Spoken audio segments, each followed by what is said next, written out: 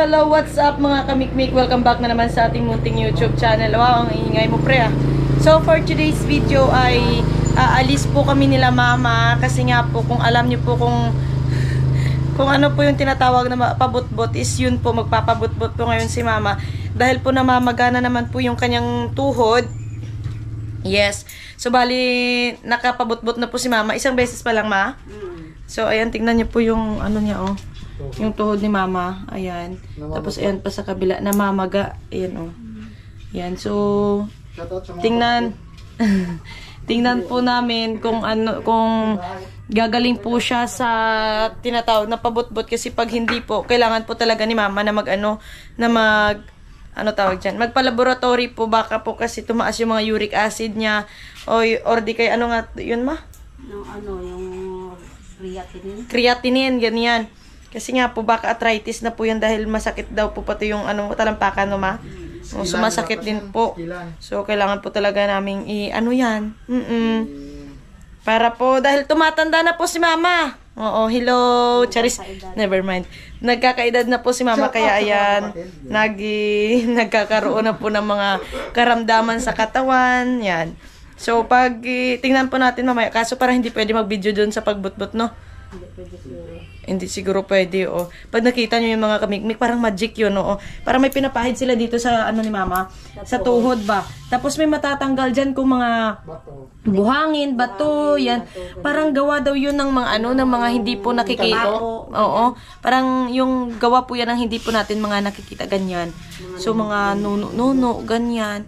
So, tingnan po natin. Pag talagang gumaling po ito, iyon po yung rason. Yung pag, meron talagang mga laman-laman yung tuhod ni mama, pero pag hindi, sure ball arthritis to, kailangan ni mama ng check-up. Oo nga, si Kapanalig nga may gout din eh. Baka namanan na yun kay mama, no? Charis. So yan, aalis na po kami. So yung pupuntahan po naming mga manugbutbot po is doon po sa may Pasi. Titingnan po natin mamaya kung saan banda sa Pasi, kasi nga po si mama hindi niya po matumbok kung saan sa Pasi. Hindi niya matumbok, ganun yun. Hindi kasi palagala si mama, kaya ayan, hindi niya alam kung saan yung lugar na yun. Pero pag nakita ko yun mamaya, alam ko yun. Charis, syempre yun yung natin eh. Yun yung pinanggagawa natin, gala dito, gala doon. Oh my God, it's so hot! May skin, Charis! Ano ba? Arte-arte mo, Mick, hindi ka naman, no? Wala, pero parang puti ko dito, no? Wala po yan, iti lang po yung inaano ko. Facial cream ko po is yung iti po ng manok, yung tae ba? Tae ng manok.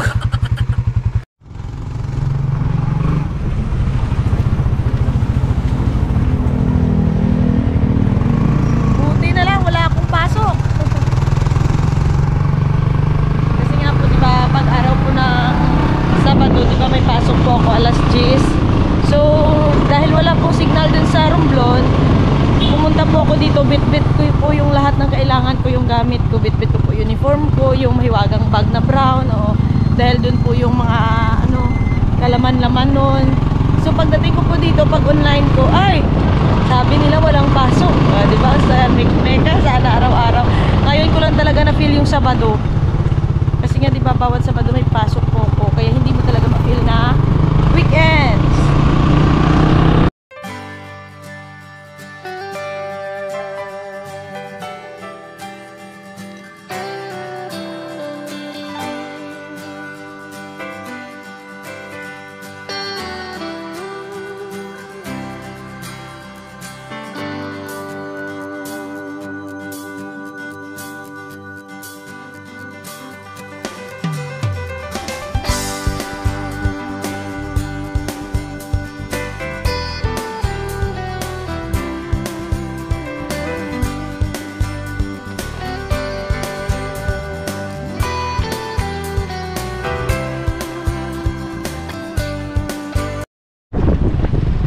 So yan na nga mga kamikmik, at nandito na nga po kami sa City Mall Pasig.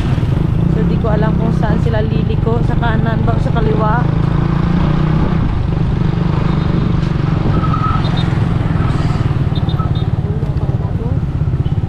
Sa countryside, maliko.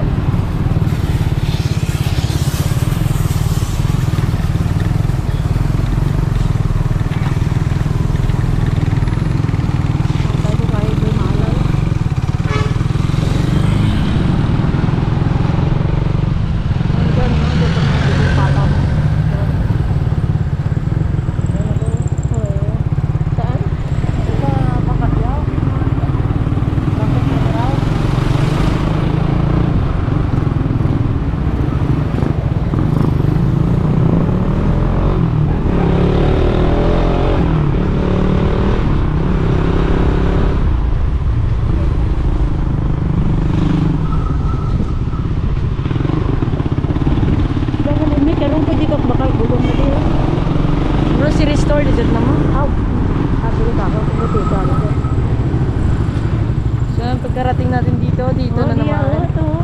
Asan? Dito lang? Ah. So, ayan na nga mga kamikmik. Bali, pupunta po kami dito sa may gilid po ng City Mall. Dahil dito daw po siya nang gagamot. So, andyan na po siya sa may tricycle. Kaso parang hindi po pwede siyang i-video. So, ayan na nga mga kamikmik. So, bali, naghihintay lang po si mama dahil mayroon pong naunang pasyente. Oo. So, bali, siya po yung pangalawa. So, in fairness, ang dami po niyang pasyente dito. Kahit saan pa pong lugar. Mula pa nga po sa yung iba, sa Capiz. Oo. So, ayan, hintay-hintay lang muna si mama. Tayo-tayo lang muna dyan sa labas. Bali, itong store niya po is nandito lang po sa gilid po ng City Mall Pasig. Yan. So, ayan na nga po. At yan, bali, yan po yung sinasabi kong galing po sa Capiz. So, nag-usap na naman sila ni mama. Siyempre, nagkakilala na naman na ano po yan. Tsahin po pala yan ni Tio Gaspar. Yung asawa Banchay Rosie na kapatid ni mama. So, yan, tsahin niya pala yan. Kapatid pala ng tata niya. Diba? Ganyan talaga ang nagagawa ng pagchismis. Alright, so ayan na nga mga kamikmik. Bali, tapos na nga po dito si mama. So mamaya ko na po ipapaliwanag sa inyo kung ano nga ba yung magic na nangyari dito. Charis. Para kasi hindi talaga siya papaniwala. Ganyan. So mamaya ko na po ipapaliwanag sa inyo pag uwi po namin ng kahan.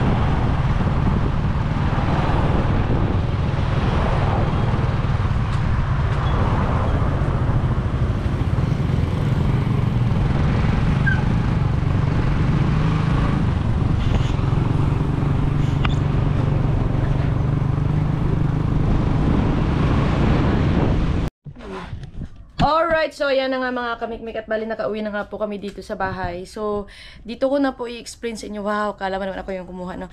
Kung ano nga ba yung nakuha sa, sa tuhod tsaka sa siko ni mama. Tingnan niyo to.